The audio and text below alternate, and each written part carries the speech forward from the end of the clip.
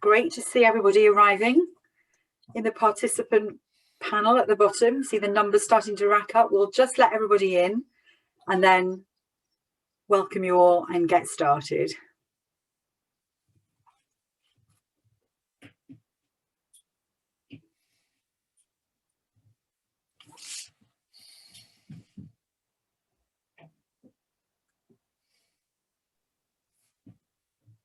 Only 2 sheep so far.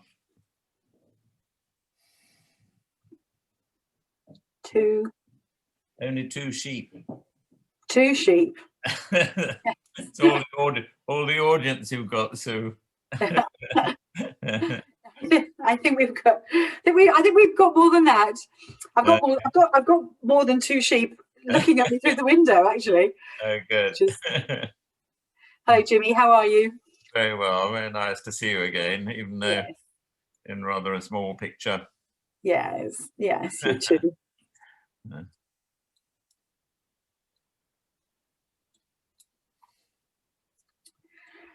Okay. We'll just give it 1 more minute, wait for my clock to tick over to 12:02, let everybody in, and then we will get started. Let us know who you are in the chat. It is actually lovely to see that we've got so many people.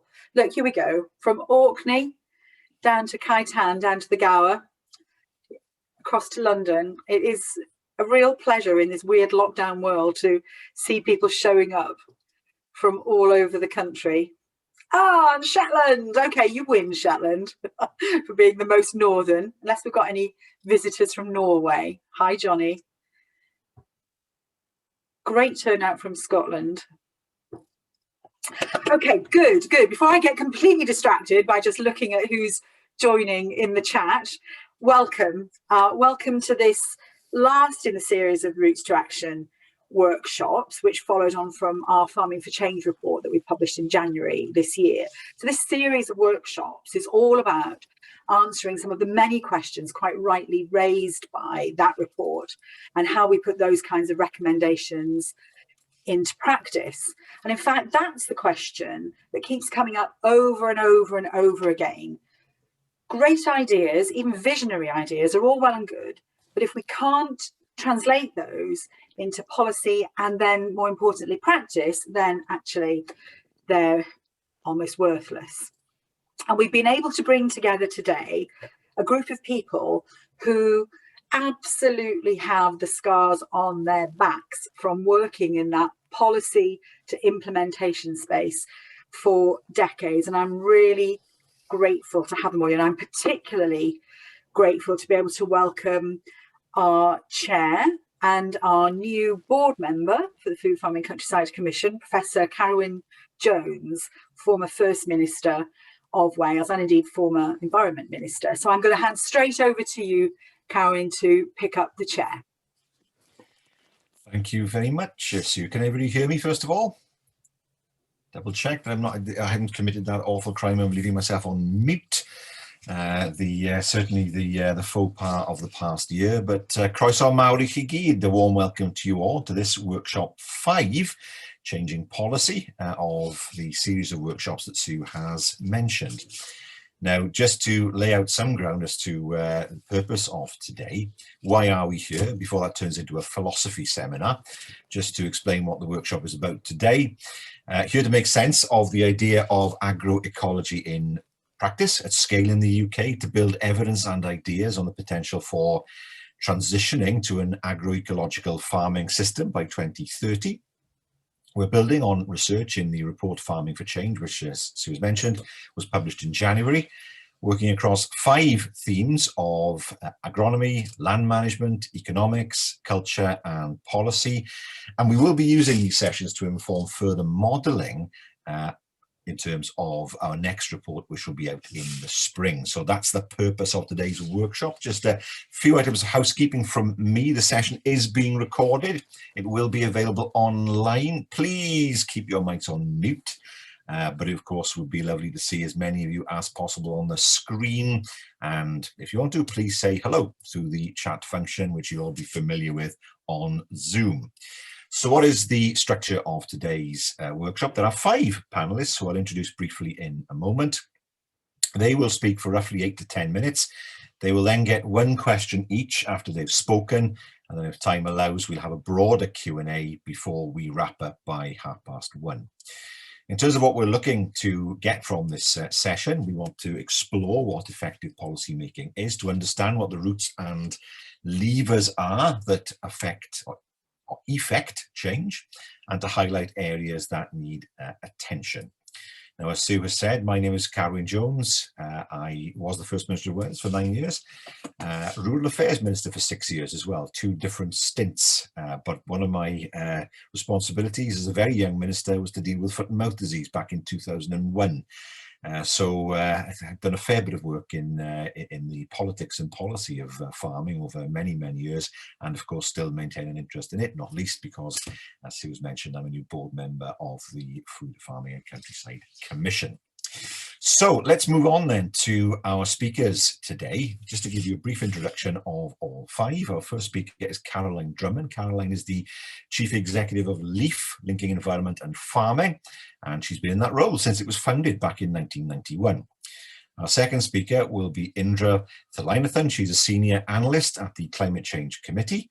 She'll then be followed by Dr. Julia Aglionby. Julia is a Chartered Surveyor and Agricultural Valuer. She's also the Executive Director of the Foundation for Common Land and Chair of the Uplands Alliance.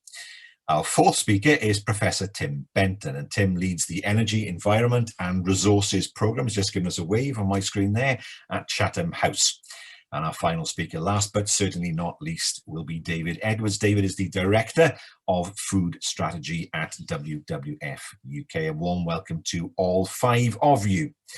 So, having got through the introductions, let's move on to listening to our speakers' presentations. The first speaker then is Caroline Drummond. Caroline, the floor is yours. Thank you very much indeed, Carwyn. Wow, it's lovely to see everybody, and please do keep on your cameras, because there's nothing worse than seeing a black screen in front of you. So brilliant to see everybody, and welcome. I'm going to do a little bit of scene setting. I've been asked to address a few questions, and in that I hope provide some of the solutions, some of the reasons and some of the benefits that farmers and the alignment with policy kind of drives change. So, you know, starting off, well, why does policy matter? And actually, what do we really need and want from policy? Well, ultimately, it's understanding why actually policy is there in the first place. And of course, it sets those principles, the framing in terms of guiding action to ultimately achieve a goal. And for many, you know, it's helping accelerate change. It helps support market failures. And in addition to that, it's there to kind of really engender a sense of direction. Now, in terms of addition to that, the underpinning so much of policy is, of course, the legislation. And it was working with people like Richard MacDonald and indeed on the Glenys-Stacey report, we mustn't forget that legislation is there to ultimately prevent harm. These are not necessarily the things that we should be really using for just the reason for farming. They are there to underpin some of the baseline around farming, and I'll come on to that in a little bit later. But of course, you know, we've been for many years now under the Common Agricultural Policy, and those levers for change and policy have, of course, been there to avoid originally the avoidance of desertification, provide stability in rural areas, fair price and food. And then, of course, there were trade-offs, because all of a sudden we did get back in those days of pre-foot and mouth, actually, you know, we did have food mountains. And actually those levers of policy changes, and I always have the picture of kind of the fat controller there on the railway station moving those levers of change. And whilst you may pull back some levers, what often happens and what can happen as a result is also that actually some things are closed, some routes are closed off, and you know, we saw with that the trade-offs around the environment suffering. So it's a little bit like making sure that we do get that balance right. And one of the challenges, of course, if you pull all the levers all at the same time, you can get a bit of a train crash. So how do we get that balance right? And actually, it's going to be quite interesting, because when you start looking at what do we require of farmers in particular, I'd just like to quickly illustrate that with the days of the week. On Monday, we wanted quantity. Tuesday, we wanted cheapness and quantity. Wednesday, of course, we want cheapness, quantity, and we want quality. Thursday, we want cheapness, quantity, quality, traceability. We want safeness. By Friday, we're also wanting the environment, animal welfare, climate change mitigation, carbon sequestration. What we demand of our land and indeed our farmers continues to grow. So getting the balance right around healthy policy, but also allowing farmers to actually be able to farm is something that's really key. And as an organisation, you know, when we look at what has changed at a farm level as a result of policy, boy, you know, I've seen just in sort of the time that I've been involved with LEAF over the last 30 years, if we look back over those last 30 years, so much has changed, and some things have really changed for the better. And of course, we cannot deny that there are still some challenges, but the capability of farmers to support environments and actually love and understand the environment has driven quite dramatically in a very positive way. And of course, there's more we can do. But again, I go back, you know, policy should not be the focus of a farm business to drive change. It's critical for farmers to be driving change because it works for their business. And, you know, being in control of the things that you need and can be control of is very, very key. But of course, being mindful of the policy direction and ensuring that that then enables your own personal business priorities.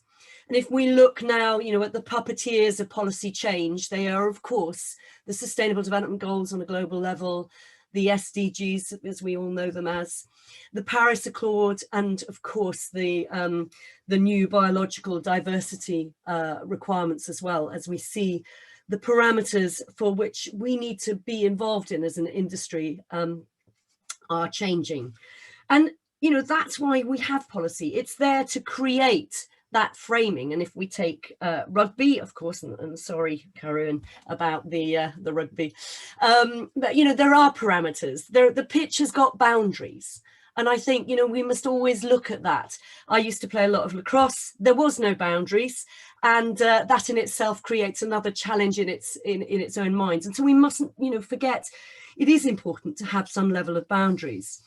And those are going to be key increasingly with things like the opportunity of driving change through trade partners. And it's interesting from the WWF perspective, you know, and the recommendations from the Trade and Agriculture Commission around the opportunities of looking not only at protecting the environmental and animal welfare standards that are expected of our farmers, but are also valued by our consumers. That things like the Codex Planetarius are going to be very important. It has to be also the marketplace drivers. And so global sustainability standards such as LEAF Mark are actually that opportunity to not only share best practice on a global level, but also actually to ensure that imports meet the same requirements demanded of our farmers. So in terms of how policy enables businesses to enact sustainable decision taking, it's key.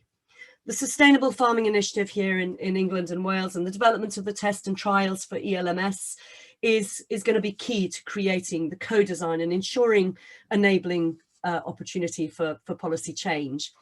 I'd just like to give an example, however. I'm married to a dairy farmer, we have a cattle dog, and were he ever on a lead, we'd have one of those extending leads and Harvey would go whizzing off, and all of a sudden you think, yeah, no, we can trust Harvey. And sorry, it's not a good name, I know now, but you know, it sort of moves in and there he is going off, and then all of a sudden on an extending lead, you put the stop on and you pull him back in. And it's going to be really important that actually in the new trust model we have going forward, that government don't suddenly think, oh, can we still trust you? How do we get this balance right? And I think this is something where farm assurance schemes such as LEAF Mark, and you know, there are 5 independently externally verified standards, which are obviously Red Tractor as a core standard, LEAF Mark as a sustainability standard.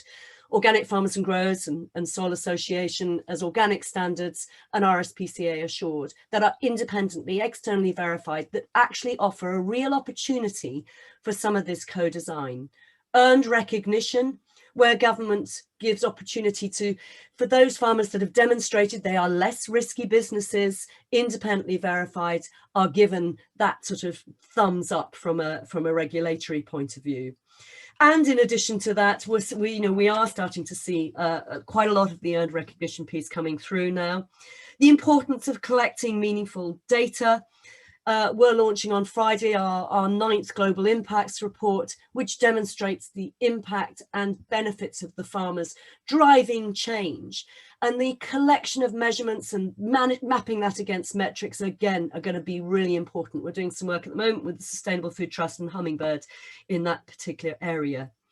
The other opportunity, of course, is the use of networks, peer-to-peer farming. So things like the leaf demonstration farms, innovation centres, research centres, agri-ecology, innovative farmers, etc. All of that helps support, build confidence and drive change.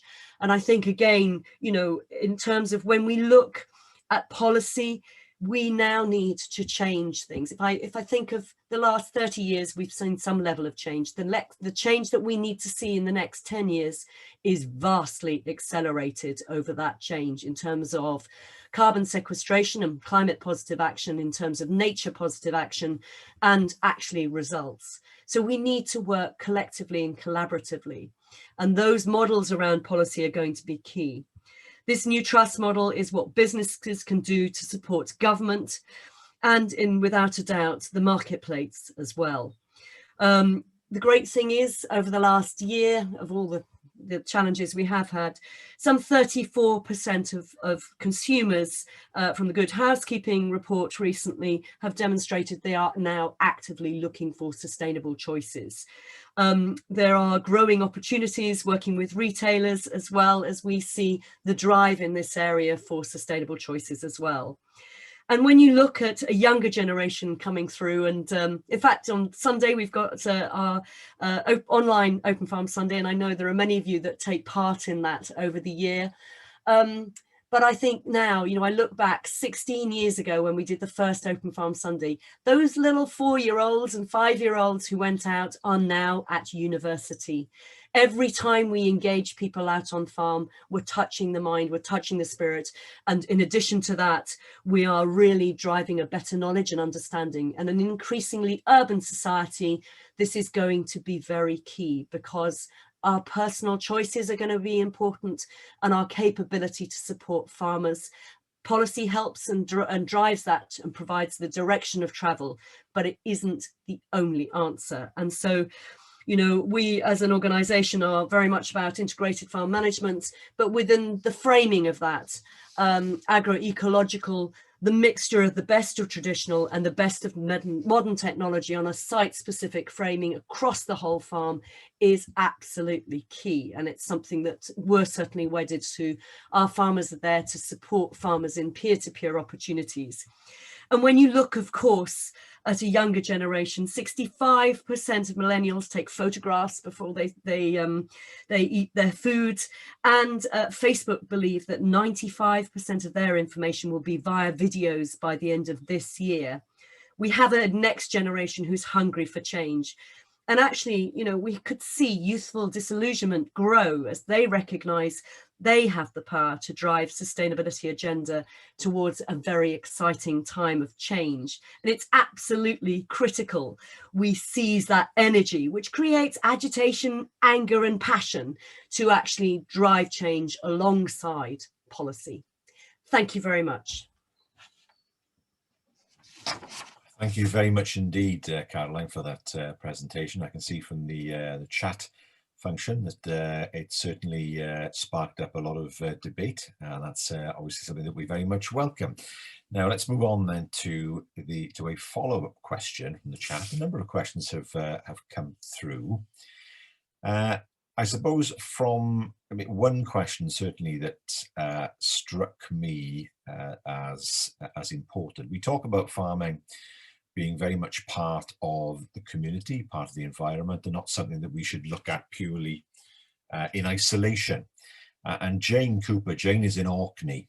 She's on Borray in Orkney. And one of the points that she made is that agroecology should go beyond just farming. She gives an example of what they've done in Borray to save a unique subgroup of breed of sheep from becoming extinct. So in terms of agroecology, you know, the temptation might be to look at it in terms of how does it work purely in terms of farming, but how far should it go? How broad should agroecology be in terms of what it can deliver? Oh, I mean, obviously, I guess it's what's in a name. I think nature-based solutions, which are part of the framing of agroecology, are without a doubt, they have to go through everything in terms of how we live. You know, when you start thinking, what is the environment? It is everything around us. And I think, you know, we have traditionally framed a lot of agriculture in a sort of a farming and nature rather, and that's something that we've certainly been really key in driving, you know, the importance of, well, linking environment and farming. And I think, you know, we really haven't begun to explore the opportunity to recognize the wealth and capability of working even more smarter with nature. You know, it never sort of, you know, I love biomimicry. And so, you know, you can take a gecko and it can walk up a glass based around the millions of little hairs that it has within its feet. You can think of our own bodies when you think of all the exchanges of nutrients and water and salts that carry on inside us all the time. And I think, you know, we know there are some hugely wicked problems that we have out there with our relationship with nature at the moment that agriculture faces. It's around the climate change challenges, it's around pests and diseases, and, you know, particularly in woodland, you know, the top some sort of 67 or so diseases that are being brought across the world are very much sort of a challenge for trees. So I think, you know, we increasingly need to work alongside nature to build that resilience and capability in the farm, but also, you know, understand where, you know, farming is, of course, disruptive. We are, as human beings, disruptive, but actually understand where we can bring in modern technology aligned with that as well. You mentioned in your presentation we need vastly accelerated change in policies over the next 10 years. What sort of things in particular would you like to see happen and happen quickly? Well, I guess, I mean, some of the personal things are the more that we can stop, the minute we stop digging fossil fuels out of the ground, good thing. I think the opportunity for, if we look on a farming perspective, obviously the main users around that is machinery. And so, you know, bring on hydrogen and electric and solar powered tractors or other machinery, right through to concrete. I think we have a lot of concrete out there, and obviously cement in particular is pretty destructive in terms of CO2 emissions. So, you know, there's the sort of those direct ones, there's the breeding techniques. I think we have still an awful lot of work to understand, firstly around the carbon footprinting. You know, meat in particular is often dissed dramatically, and what we don't fully recognize is, you know, of the 70% of our land that is farmed, some 60% is down to grassland, of which some 80%, or I think it's 77% or whatever, will be down to permanent pasture. That upcycling capability of our livestock is something that actually we need to think and understand better, not only some of the trade-offs, but actually some of the complexities that have, you know, there's that sort of wonderful saying, isn't there, sort of simple lies and complicated truths. The challenge around carbon is the complicated truths and getting to the bottom of the detail. So I'd like some quick wins on machinery.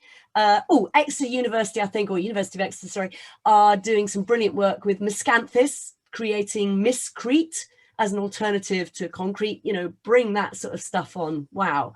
And then, of course, you know, how we drive technology, how we understand better around the health and nutrition aspects of our food. As a farming industry, we have got down the route rather of producing commodities, and actually that nutrient enhancement, it's something that's, you know, very close to my personal heart. It's an Nuffield scholarship I did, and we need a lot of breeding support in that particular area as well.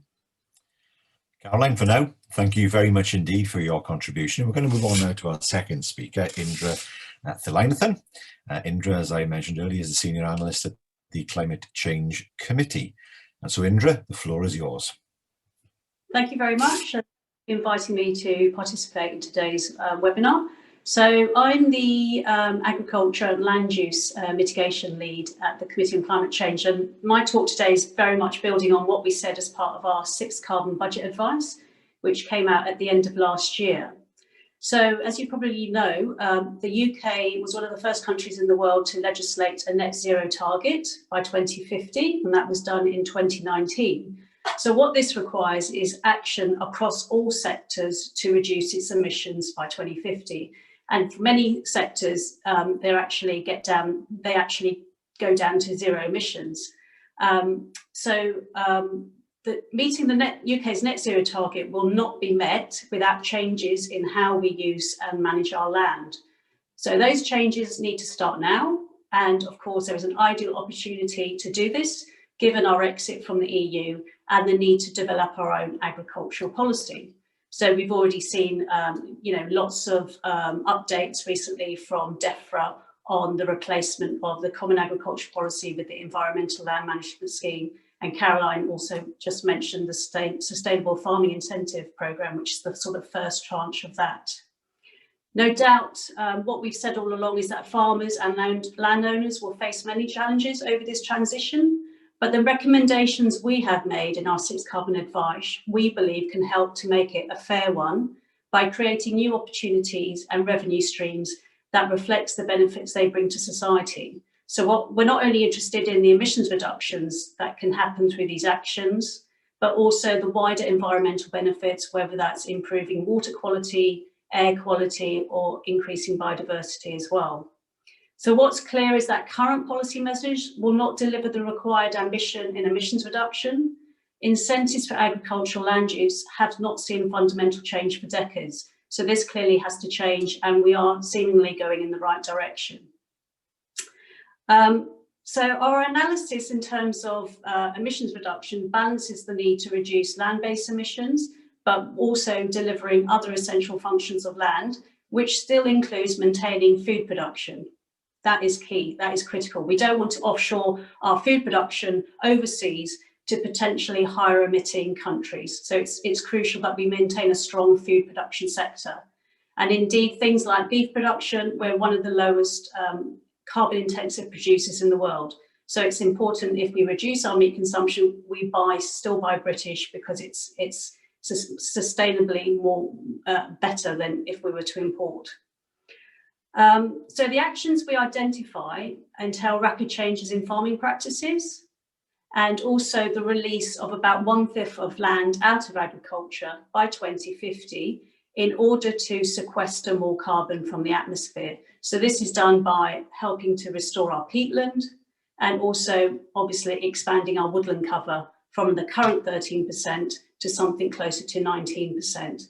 So it does require some release of agricultural land. So key objectives of the new policy framework, as we see it, should be about delivering low carbon farming practices and changing the use of land to reduce emissions and increase sequestration. So we identified a mix of regulatory and financial incentives that will hopefully provide land managers with the long-term clarity needed to deliver the changes. So I'm just going to go through what those sort of key elements of the proposed approach is. So key is the need to strengthen and, where possible, maintain the current regulatory baseline. So we know there's good things, for example, in the cross-compliance rules that have, could be seen to benefit emissions reductions and carbon sequestration. So things like the hedgerow management. So we know that they sort of came out of the Common Agricultural Policy, but it's important we maintain the really good aspects of the cross-compliance rules. There's also scope to extend legislation to capture those sort of farming emissions that aren't currently captured in legislation.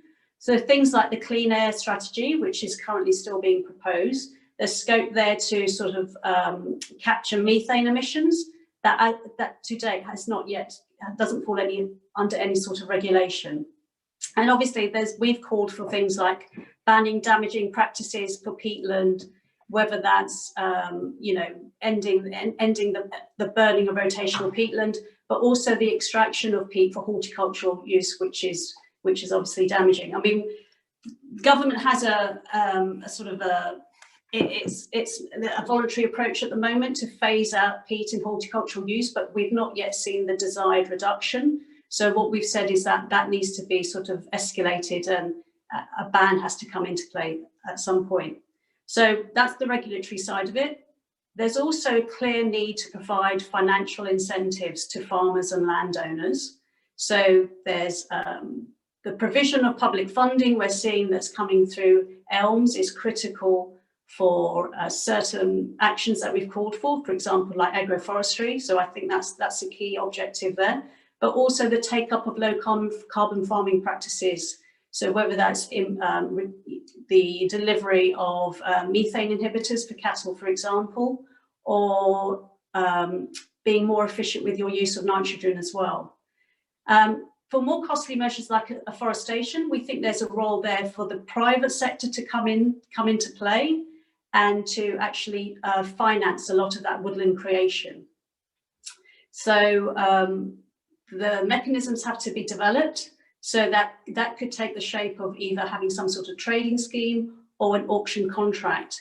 And we've already seen DEFRA and the Forestry Commission launch the reverse auctions in the last year, and that's been quite successful. So something like that at a larger scale that could see more private investment being drawn into afforestation.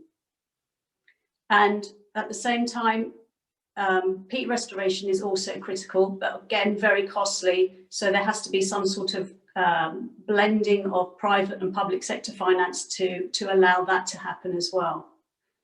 So I've talked about the need for regulation. I've talked about the need for creating the right financial incentives for undertaking these changes. But obviously there's a whole range of non-financial barriers that even if you had sufficient money in place, where you still wouldn't get the necessary uptake. These have to be addressed, and there's multiple reasons why farmers may not take up certain measures. So one thing is, I think, is the fact that farmers, for many farmers anyway, they identify themselves as being first and foremost food producers, and rightly so. But I think there's a need there to change the narrative so that farmers can also see themselves as being environmental stewards of the land. And obviously we've seen agri-environmental schemes going some way to allowing farmers to see themselves as environmental stewards. But we need, given the amount of land we need to release out of agriculture, so it's roughly 9% by 2035 and a fifth by 2050 in order to deliver net zero, we need farmers to diversify, I guess, their business, so that not only are they producers of food, but they're also delivering wider environmental goods. So obviously the ELM scheme is very much sort of trying to change the thinking around that. So we need a fundamental shift in how farmers identify themselves and what their beliefs are. And I think therefore that really needs some sort of public engagement with them. So whether that can be delivered through expert and trusted advice, organisations like LEAF, for example, Nature Friendly Farming Network, that can come in there as an intermediary and provide that trusted advice to farmers as to, well, here's a bunch of things you can do, you could get paid for doing that, and you can still produce food at the same time. Diversifying your income stream is critical, especially when you consider that the public subsidy under the cap now is going to disappear over time. So crucially, there's a need there to diversify and realise the benefits. We also consider that all of this has to be done in a just way, so we don't leave any sectors behind when transitioning to net zero, and that obviously includes farmers and land managers and landowners, for example. So again, there's a need there to get that narrative there and ensure that they can take advantage of the opportunities. Crucially also, there's a need to ensure that there's a strong monitoring, reporting and verification system in place, which ensures that when farmers, for example, are being paid to deliver certain environmental goods, those actions can be monitored and verified so that we ensure that the money is being paid to actually deliver these things. And obviously there's a role there for enforcement and ensuring that organisations like the Environment Agency are properly resourced to carry out those actions. So we very much see the delivery of net zero as an opportunity for farmers to diversify, I'll keep going on about that, their income stream. So food production, but also what else can they do to enhance their local environment, whether that's improving the water quality by reducing their use of nitrogen, improving their animal welfare by planting some trees on their grassland, or improving air quality by planting more trees. So that concludes my talk. Thank you very much, Indra. Lots and lots of comments coming through in the chat. One question just for me to begin with, it's a question that I saw Jimmy Woodrow, I think, put on the chat, and that is, what does low carbon farming look like and how do we get to that point? Is it all a question of changing practices or is there technology involved? How do you see that vision being realized? So it's both the change in farming practices, and at its simplest, it's something like just being more efficient in your use of nitrogen. So it's not asking you to buy a new bit of kit or to financially outlay on something else. It's just being more efficient, and no doubt a lot of farmers are already doing that. So they're already seeing the benefits of reducing their emissions, but at the same time, it's a resource efficiency, so it's more money in their pocket. So it's changes in farming practices, but at the same time, in order to get, that only gets you so far. So in order to deliver further emissions reductions in agriculture, there is a big role for technology to come into play. So that could, for example, off-road machinery currently is mainly using red diesel. So we obviously need to switch away from fossil fuels. Electrification is one option. So that technology really hasn't been developed at scale, but alongside HGVs in transport, there is the scope for technology to decarbonise off-road machinery such as tractors and combine harvesters. And at the same time, there's a role for technologies to try to reduce methane coming from cattle and sheep. So the likes of methane inhibitors is a measure that we have in our 6 carbon budget advice, but that's not going to come into play until the late 2020s. As Indra, you mentioned that there's a need to take agricultural land out of production. I think you mentioned up to 20% in time. The assumption is that some of that land would then be reused for forestry. That's right. But what else do you see that land being used for? And one of the issues that's appeared on the chat is there a danger if we reduce agricultural production in the UK that production will then shift somewhere else in the world with a consequent effect on biodiversity? Or are we talking about a situation where there's already overproduction and there wouldn't be that effect? What sort of analysis do you make on that point? So covering your first question about the 20% of land, so it's not just creating more woodlands, but it's also growing trees on farmland, so agroforestry, which has particular benefits. There's also restoring a lot of our upland peat. So at the moment, upland and lowland peat. So at the moment, only about 25% of UK peatland is in a good state. So we need to increase that. But it obviously does entail taking some agricultural production off that in order to properly restore peatland. There's also the growing of energy crops, which could be combined with arable cropping, could spare up some land to grow miscanthus, short rotation coppice, and to short rotation forestry as well, and more hedgerow creation. So those are the sort of key elements which could utilise agricultural land. Your second question about offshoring. So this is something we definitely wanted to avoid, is offshoring our food production overseas to potentially higher emissions overseas. So we've done this in our modelling, we've assumed that in order to release some arable land, we need to increase our crop yields in a sustainable manner. So crop yields have sort of plateaued around 8 tonnes per hectare for wheat for a number of decades now. So we've talked about the need to improve agronomic practices, but also the role for breeding to develop resilient crops. And also critically, I've not mentioned it so far, because I think some of the other speakers are going to pick this up, but obviously there's a big role for diet change. So in our 6 carbon budget advice, we say by 2020, we have to reduce our meat and dairy consumption by 20%. And what we see is that flows through to a reduction in livestock numbers, which allows farmers to release some of their grassland for alternative uses. Indra, thanks very much indeed for now. Stay with us. Obviously, we're going to move on to our third speaker now. Our third speaker is Dr. Julia Aglionby. Let's remind ourselves that Julia is a chartered surveyor and agricultural valuer. She's also the executive director of the Foundation for Common Land and chair of the Uplands Alliance. Julia, the floor is yours. Thank you very much. Delight to be with everyone here today, and thank you for taking the time out to listen. I'm going to take us through into the world, my world of being involved in policy development. I'm going to speak from the English context. But first, I'd like you to take yourself back to the 25th of June, 2016, 2 days after the referendum. Some of you, like me, may have been in despair and wondering about the future of our nation. Some of you may have been delighted in considering the opportunities ahead. I remember that Saturday night chatting to a senior policy advisor from a large NGO.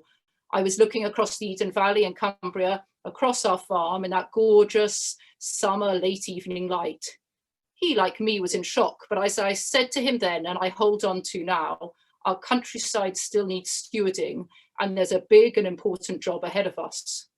Policy development sits at the very heart of this, and we can all work on it together. I was on the Natural England board for 5 years, and a fellow board member said to me, Julia, what we need is more psychologists and fewer ecologists to deliver the change we need to see. As I said, I'm going to be talking about the English context, both in terms of my professional experience and policy development.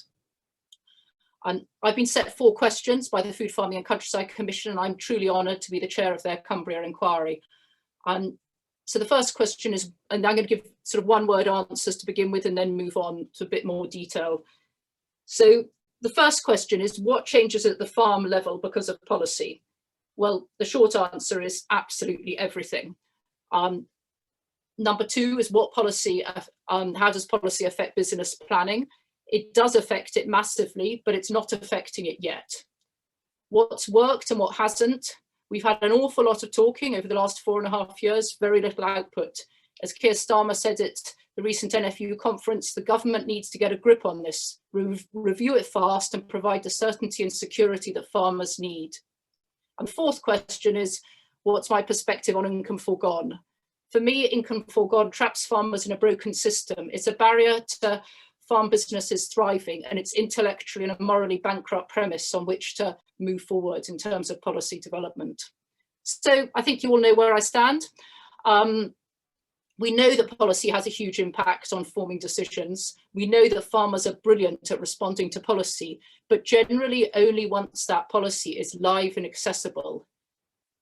And we know that policy has consequences on outcomes for society who are still living with the consequences of the EU premium scheme, commonly known as headage. But the reality is that farmers' day-to-day lives are busy and full of challenges, both big and small. Farming is physically exhausting and subject to the vagaries of weather, animal health, and whether your quad bike has broken down this morning while trying to feed the cattle, as happened with us.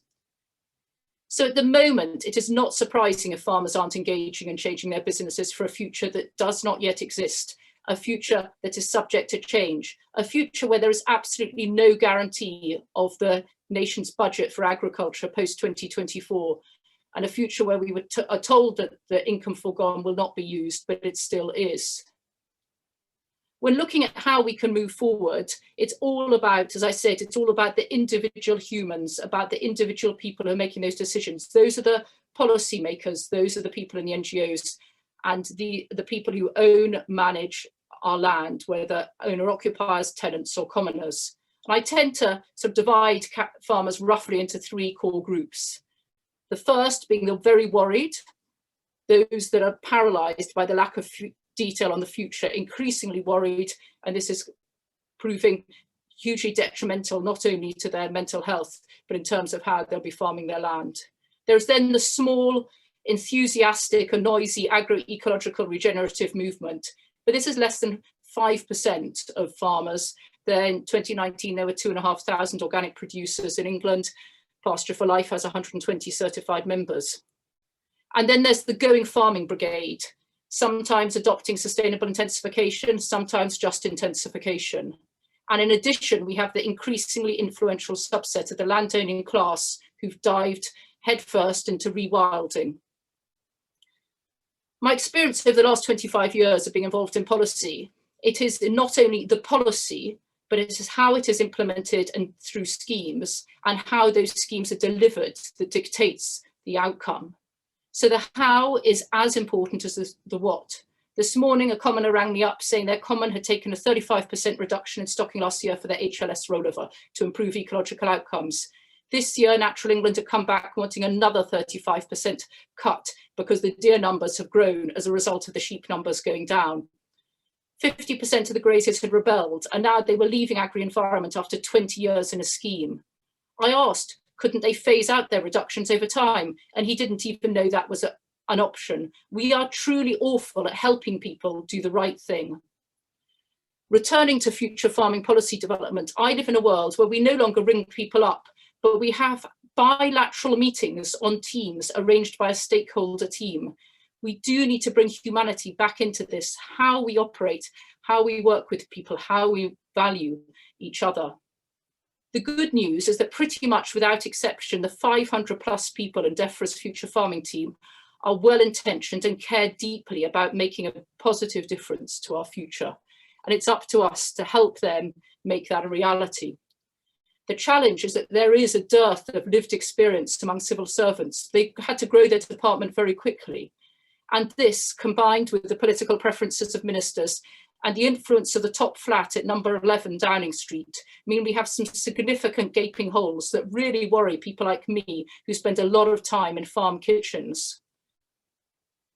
So in terms of what are the gaps? I would say that the gaps so far, and that where we really haven't made a difference, where we're still speaking English louder in France rather than speaking French in terms of relating to policy makers.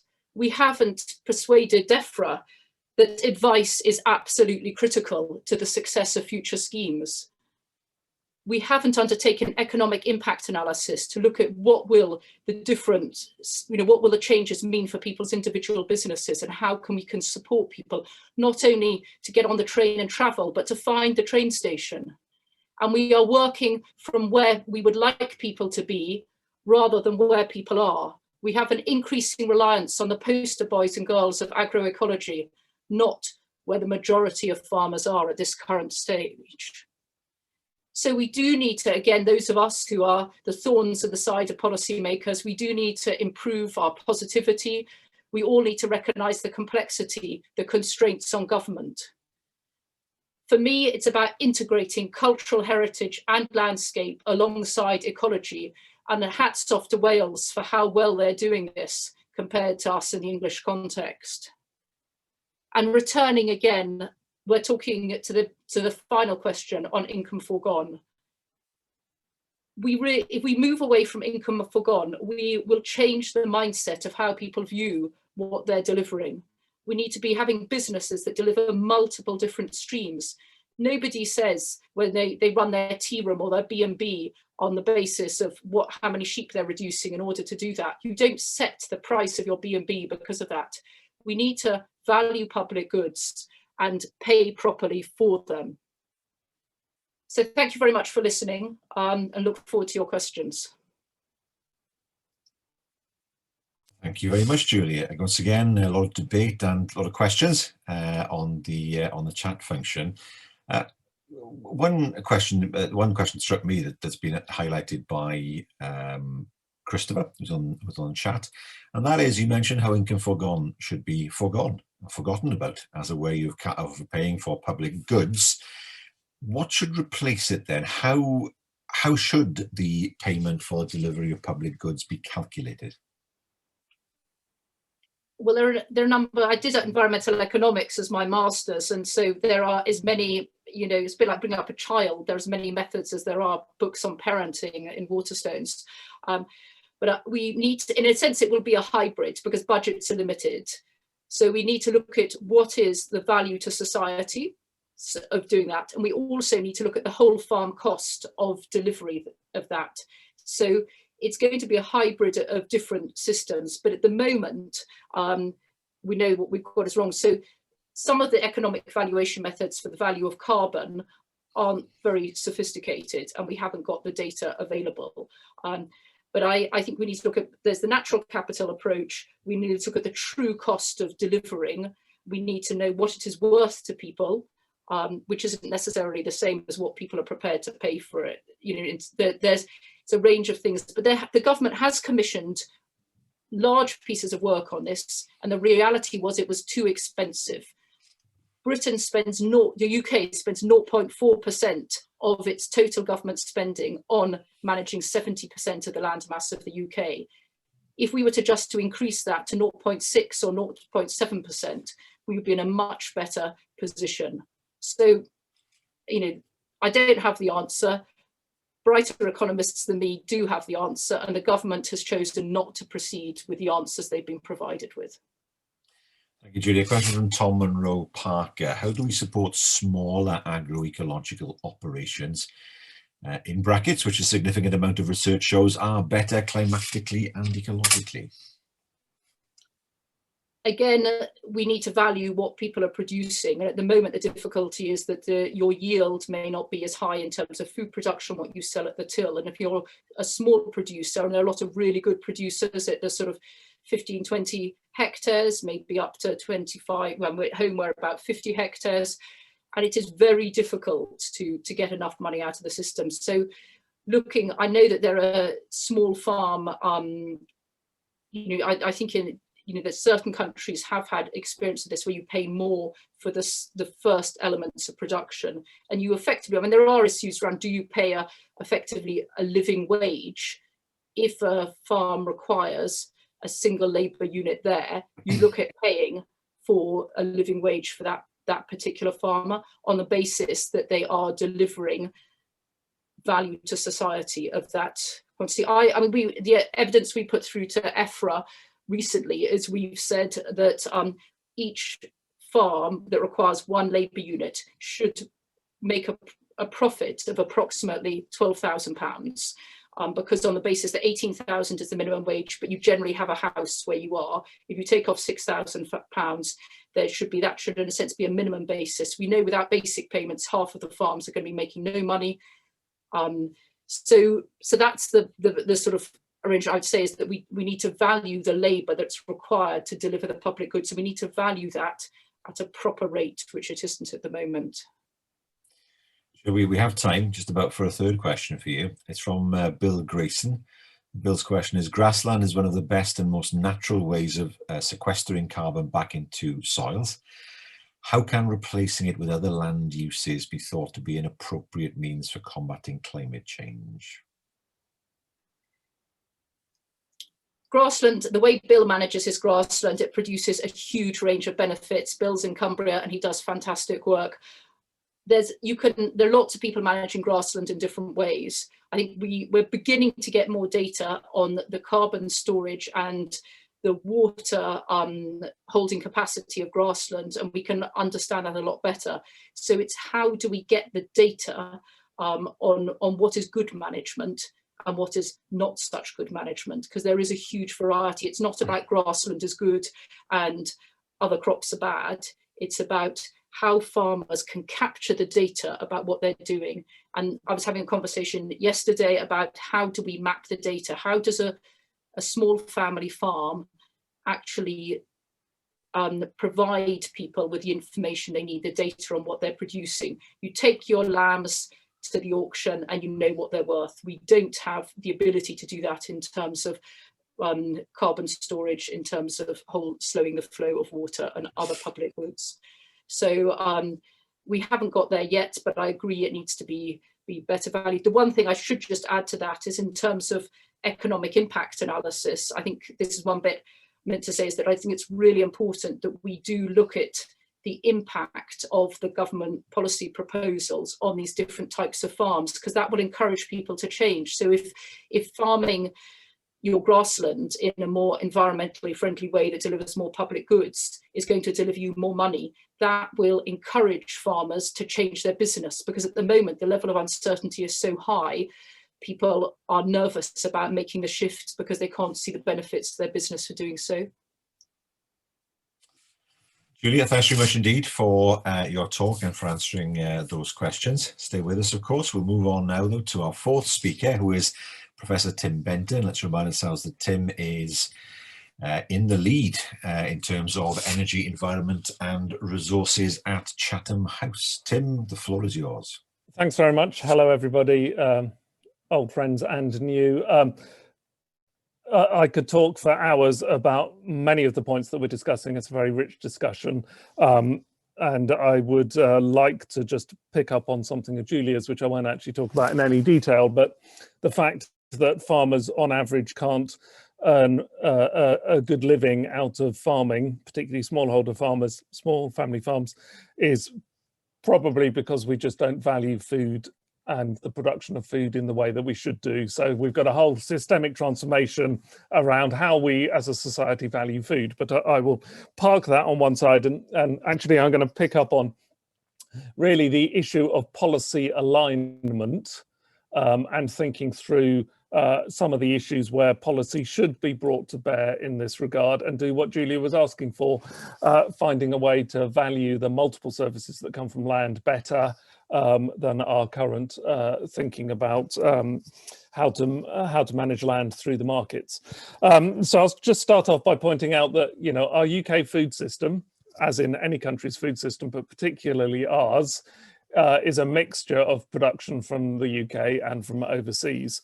This means that the market incentives for UK farmers are partially determined overseas, whether from the value that people will pay for our exports, you know, whether it's China or in the European Union, or whether the imports from places like the United States and, you know, the debate about standards will undercut farmers and really change their business models. So I think, you know, as a first point, it's really difficult to divorce UK agricultural policy from as a determinant of land use and whether or not that makes agroecological approaches more or less useful from trade policy as one particular family. So public money for public goods as a kind of framing for our post-CAP agricultural policy is fine, but it will be a bigger or smaller incentive depending on the way that the markets evolve over the next year or two, and that will partly be determined by the trade relationships that we have.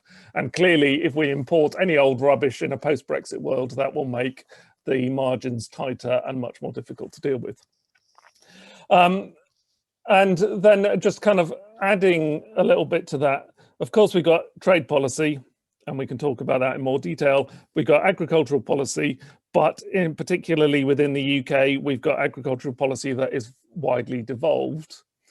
Yet we still have a common UK market. And I think just some of the issues about how the common market within the UK will evolve, given different agro policy approaches from our different devolved administrations is something worth doing. For example, will Scottish people, like the Scottish government, shun England's gene-edited outputs in years to come? And what might that do for the incentives for different parts of the UK to produce food in different ways? So I'll just park that as a question. Now, speaking more broadly, we've got a number of key issues that are clearly on the agenda looking ahead. Principally for many in government now, given COVID, we've got the needs to boost our economic growth. Does this mean that the market incentives will be positioned really to drive export-oriented production for our balance of payments.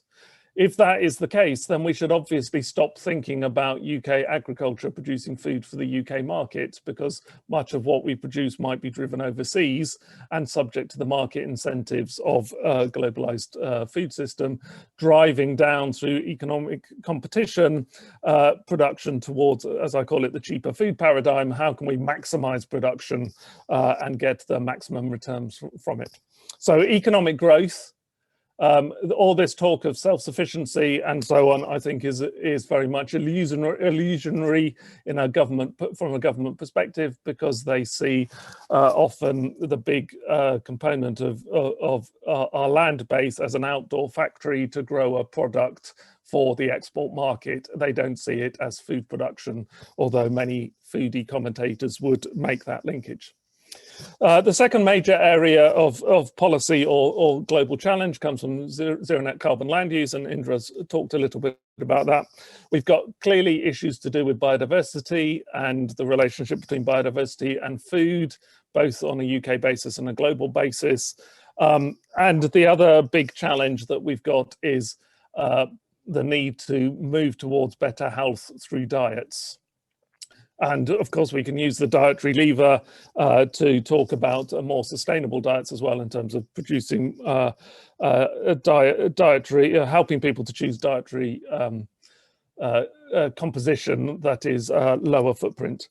But at the moment, these four kind of blocks of needs: economic growth, climate mitigation, zero net carbon land use, biodiversity and health, are all separated into very much different policy areas. And the challenge that we have looking ahead is to find ways to integrate those policy areas to provide some policy coherence for the farming sector. Because if we just privilege the economic growth needs, then that drives us into the land of sustainable intensification, producing as much as possible we can do as efficiently as possible, and forgetting almost everything else because it becomes too expensive to deliver. If we're thinking much more about a zero net carbon land use, high biodiversity, some of the things that Julia talked about in terms of the cultural value of the landscapes, the recreational value of landscapes, biodiversity, and producing a more rounded, better diet with more fruit and vegetables that is more resilient to the interruptions that we skirted around with COVID, but are increasingly going to come to us, then that would push us much more in a direction towards integrated farming at a landscape scale, where we are thinking much more about a kind of land sharing model. Mixed farming, agroecological processes fit much more neatly into that. And, you know, when you look across the four administrations in the UK, we can already see there's a significant difference in the way that the different governments are framing that. England is very much talking about new technologies, gene editing, intensive biofuel crops, sustainable intensification, and pushing nature to the margins, and thinking about, you know, hedgerows and coppices and things like that, whereas Scotland and Wales perhaps are much more towards the land sharing perspective in terms of integrated landscapes, incorporating arable and livestock, nutrient cycling, more regenerative agriculture type things, more circular agriculture. That will create a whole lot of other positives in terms of cultural values of the landscapes and so on. So I think looking ahead, part of the challenge that we have to face is who wins this policy battle. Is it really citizens wanting to eat sustainably produced healthy food that they can trust? Is it the UK land lobby, particularly large-scale farming around sustainable intensification, and DEFRA supporting, and DIT supporting agriculture as an engine of economic growth through export? Or is it the kind of the politics of cheaper food and importing any old rubbish and cutting our farming system? Or is it public health and biodiversity and sustainability and climate needs coming together to drive a much more kind of integrated vision of the future of farming? And at the moment, I think that's a very open question. and clearly, you know, each one of us would have different viewpoints. If we did manage to encourage whole of government thinking, I think it would become very clear that the integrated farming model, adopting more agroecological processes, would be beneficial on multiple fronts.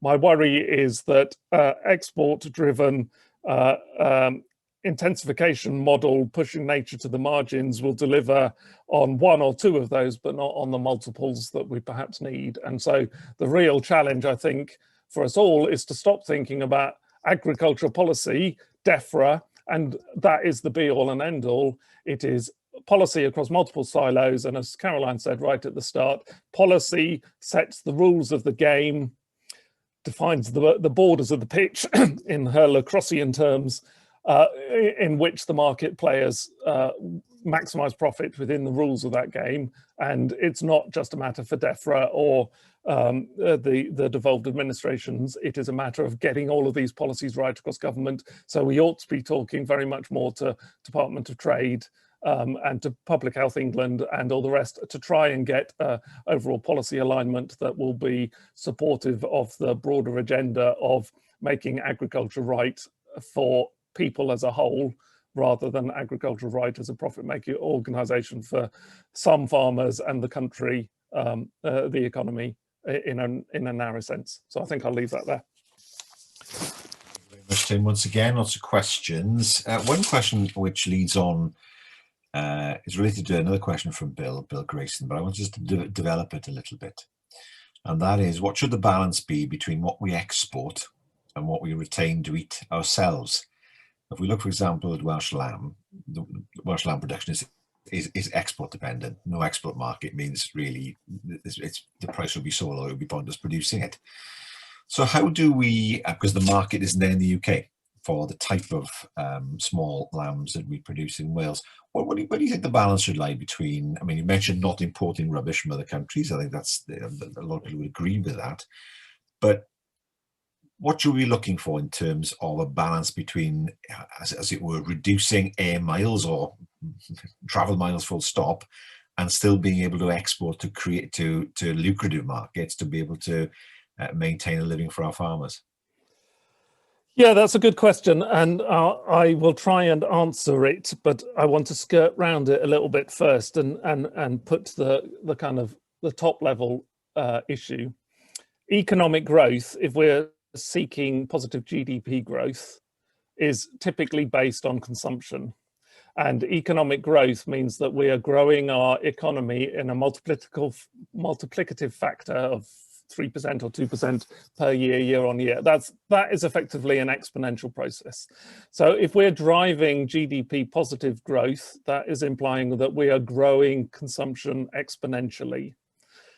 We live on a finite planet, and ultimately the planet cannot produce an infinite amount of demand to meet an infinite amount of economic growth and an infinite amount of supply. So the challenge is not what is the balance of imports and exports. I think the challenge is recognizing the upper limit of what we can produce sustainably and finding the most profitable markets for that. Rather than just say there is a global market out there, we can produce as much as we can to fill it. So I think there is a long-term planning question about how do we recognize that there are upper limits to what we can produce. And then to tackle the other part of your question, in a stable world, Economics 101 would say that we should produce what we can produce really well, export it, and then buy in what we can't produce really well. The question that I would pose is that we're not in a stable world. We're in a world where we're getting increasing climate impacts, and COVID is likely to have come from its roots in environmental degradation in some broad sense. These are the sorts of things that will increasingly hit us in years to come. Should we therefore be planning from a resilience perspective to stimulate more production for local markets, just to make sure that we have food available when we need it, and if borders get closed or ports get blocked or the Suez Canal gets blocked by a big ship and we can't get the food that we're normally relying on, that we've actually got some resilience within our system. So I think, you know, you can answer your question. Clearly, farmers' livelihoods are really important, but equally, if we found ways of recognizing the true value of food, including the ecosystem services that come from the look of the countryside and the biodiversity and the carbon storage, etc., then farmers could make more of a livelihood from producing for a local market. So I think the overall drivers of our food system are going to change radically in decades to come. We've got an opportunity here to push things in the right direction and build a food system that is fit for purpose, but leaping onto an economic growth bandwagon and nailing our colours firmly to that mast, I think will push us further into problems as decades advance. One more question, if I may, Tim. It's from Jane Cooper, and her question is, should we also be considering the opposite of public funds or public goods and assigning a financial figure for the environmental damage caused by, for example, nitrogen fertilizers? So should such projects carry a damage tax, or moving, I suppose, more to a punitive system rather than a system that encourages? Yeah, well, I think I was an author for the IPCC Food and Land Report that was published in 2019, and I think we brought together in table 5.6 in chapter 5, 17 or 19 different families of policy that could be used to drive the system in the right direction. And they do include changing what we invest in agricultural R&D, changing subsidies, producing taxes on, effectively, as Patrick Holden would say if he were here, the polluter pays principle, really building in, internalizing the externalities, as an economist would call it, building in the real cost of producing the food. That would change market incentives, but there are a whole range of other things that we can do. We can change our food environments. We can encourage people to eat healthier diets in numerous ways. Public procurement can drive the sector in the right direction. So if we mandated schools and hospitals, etc., to buy organic produce, say, that would change the market dynamics, providing much more of a kind of assured market for people. Helping small farmers get together and market their goods in a cooperative way so that they get over the scale issue of big agriculture. There are many, many, many ways that we can deal with this. And I wouldn't just say this is about public money for public goods at the point of production. We should be thinking in the round across all of these policy areas. What is the food system that we want, and where does our agricultural land use fit into that? Thank you very much, Tim. Stay with us. We're going to move on now to our fifth and final speaker, David Edwards. David, just to remind us all, is the Director of Food Strategy at WWF UK. David, the floor is yours.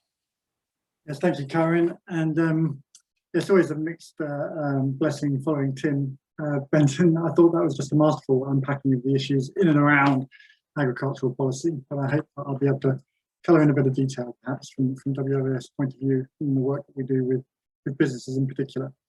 So I've been asked the key question: what else is happening to change farming adjacent to food agricultural policy?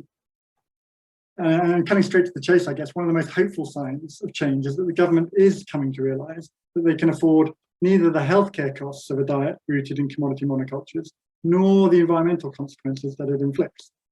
The UK government's recent Dasgupta review makes this point abundantly clear, and I think more could be made of that economic analysis.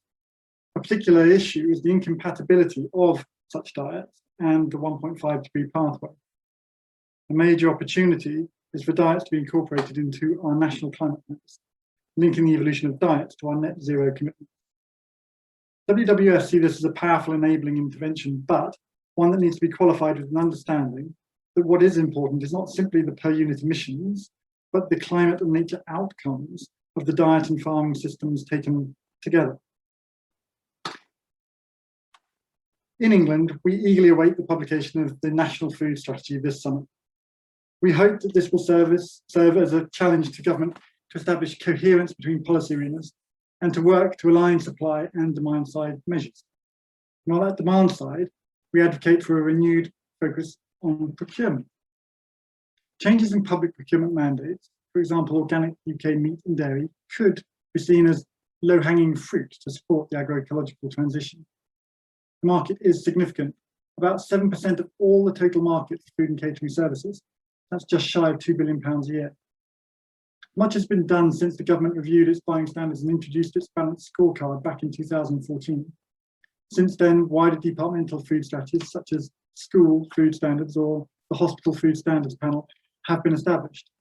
We anticipate that the National Food Strategy will revisit this agenda and recommend procurement geared even more strongly to UK-based production to help achieve our climate and nature goals, as well as local sustainable development priorities. Of course, a similar move in private procurement holds out the prospect of an even bigger impact.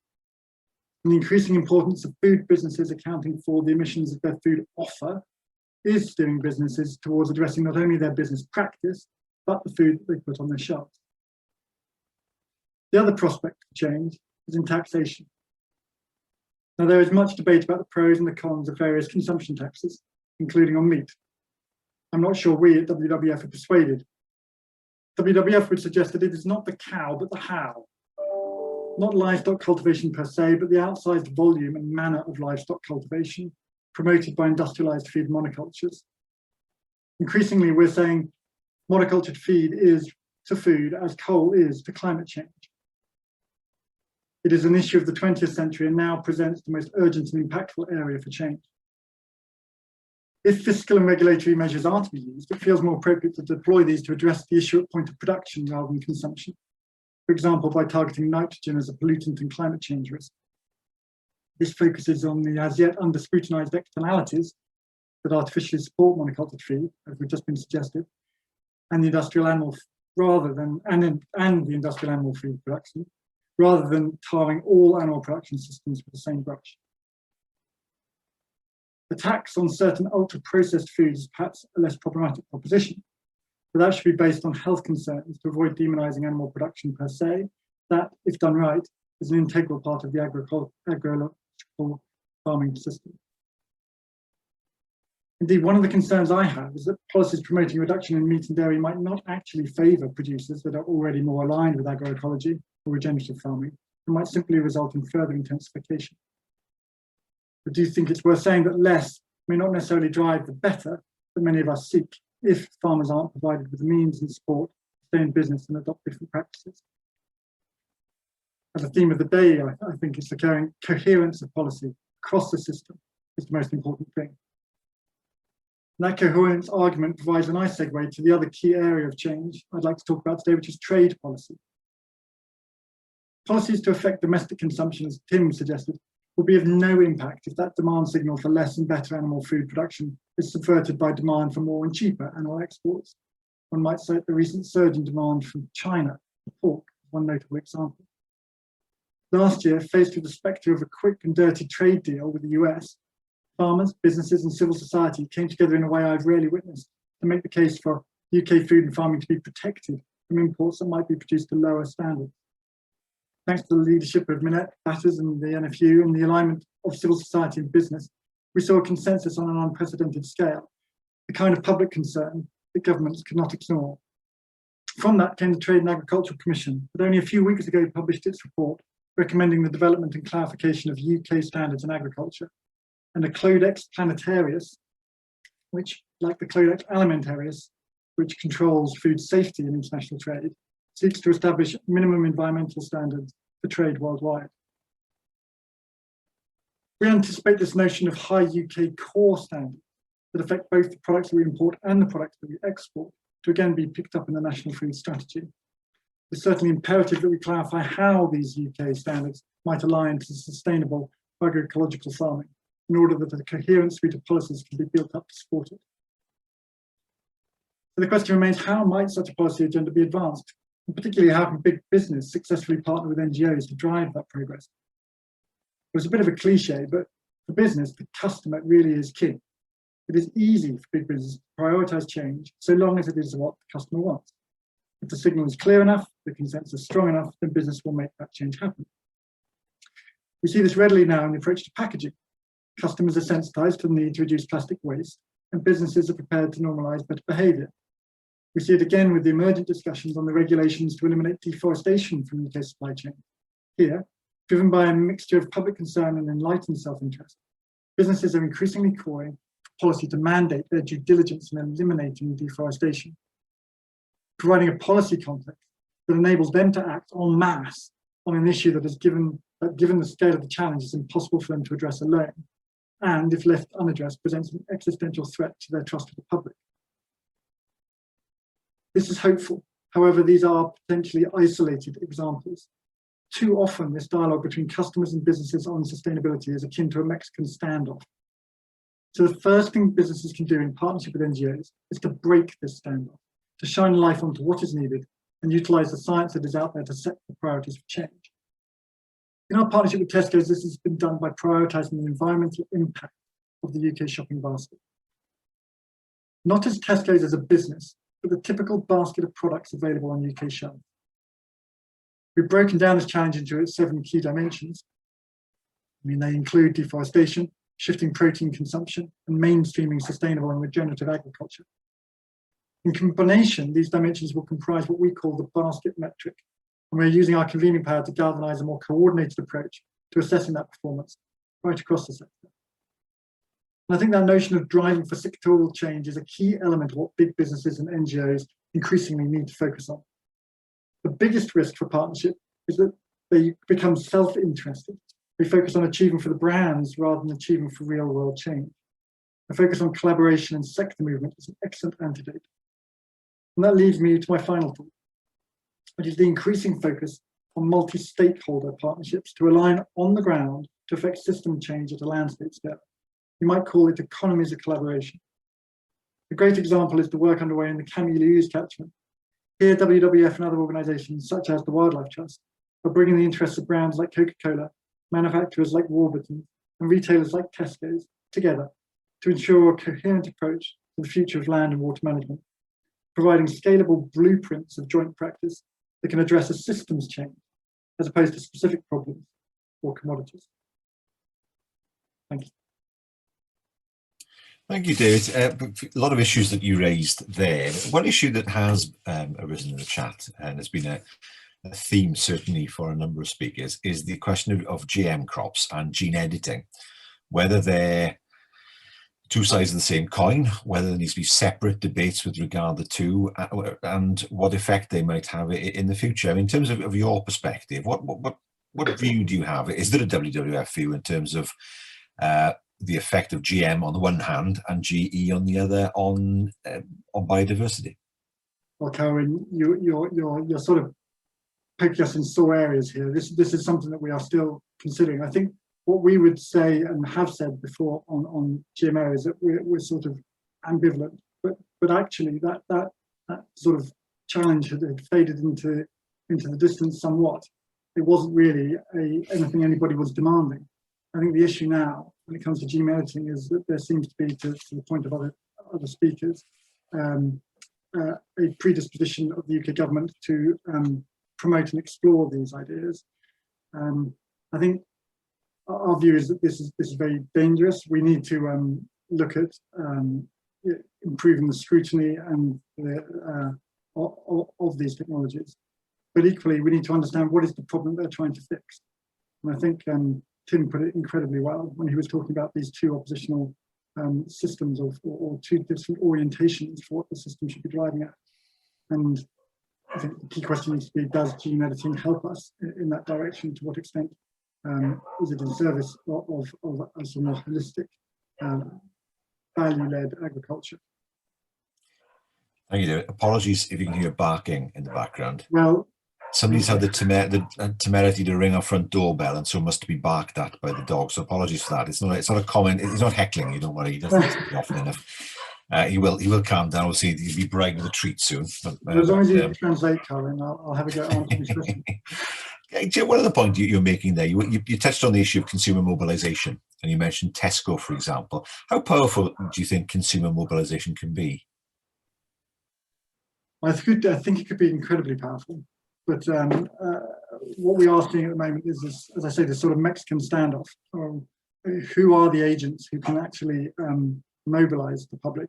We have our own storytelling capacity, but what can we do to ensure that there is a new conversation between the private sector and its customers, around the importance of better purchasing decisions. I mean, there are various devices that the private sector and the retail sector might have to promote that conversation. Labelling is one that we oftentimes think about. But I think what is needed actually is a sort of consensus view of what the issues are, and sort of license given to the retail sector, amongst others, to build their own narratives on the back of that consensus view.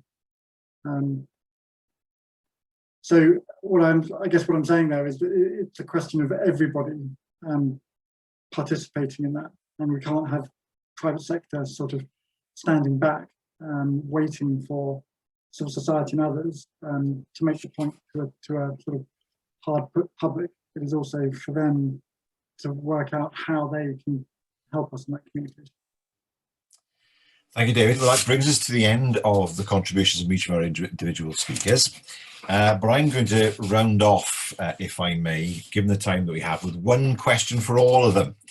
Doesn't need to be a long answer. Short answer would be welcome. But I want you all to imagine, and I'll come to you first, Caroline. Okay, so I'll go in the order of the speakers that spoke from 12 onwards. I want you to imagine that you are a budding minister and you're coming up to an election, and your party leader has come to you and has said, I want one pledge from you on sustainability and sustainable farming particularly. What would that one pledge be in one sentence? Time to take a breath. Caroline. I guess the biggest driver for change would be demonstration from government to work across different departments for public procurement, demonstrating leadership for others, because it's the hard one to deal with. So sustainable sourcing right across public procurement with buy-in across health, education, agriculture and trade. Thank you, Caroline. Indra. I would pick up on engagement with farmers and landowners, so that I talked about the fact that as well as being food producers now, they're also custodians of the land. They've always been anyway, but just to highlight the benefits they can bring to the wider environment as well. So more engagement, a strategy from government perhaps to facilitate all of that. Thank you, Indra. Julia. Thank you, Carwyn. I will provide direct support to all individual businesses to both map their public goods assets and assess the finances of their business. Thank you, Julia. Tim. I would say let's try and get the incentives right for business to help transform the system to deliver sustainable farming that provides healthy diets and creates a resilient food system, not one that drives maximum productivity. Thank you, Tim. And finally, David. Caroline and Tim have stolen my thunder again. I would have said, yes, something similar. So to work progressively to ensure that the real cost, to gain insights from across government, to ensure that the real cost of food is represented in the price of food at the market. There we are. Thank you, all of you, for dealing with that unexpected googly that was bowled at you. I know that you weren't expecting that. But my thanks to our 5 speakers who have provided us with a lot of food for thought, forgive the pun, and what has been a very engaging conversation with them. And that's been reflected, of course, in the chat and the questions that I've seen coming through on the chat. So many thanks to you all for joining us, all 5 of you who've been our contributors today, and also to all of you who have been part of today's workshop. Just one more thing from me, and that's just to say that that the Farming Smarter, Investing in Our Future launch is tomorrow, and that will be launching, there will be a webinar rather at 5 p.m. I understand that the links will be appearing in the chat so that you can copy that link in order to be part of that webinar tomorrow. And That is tomorrow, the 25th of March. So many thanks to all of you for attending. We all look forward to better times and the return to some kind of normality at some point in the future. So from me, many thanks indeed for joining us, and keep safe. Thanks. Thank you.